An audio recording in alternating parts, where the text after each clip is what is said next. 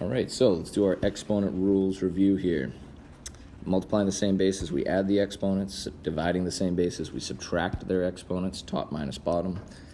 Power to a power, we multiply the exponents in a product raised to a power. Each piece of the product gets raised to the power. A negative exponent moves it to the other side of the fraction line, which also gives us this rule. All right, so here we have a power to a power. You got to remember your fraction rules through this unit as well, because we're going to be dealing with rational exponents. So power to a power, we multiplying fractions like this. The 3's can reduce, and that gives us an x to the negative 2, which we need to simplify thus.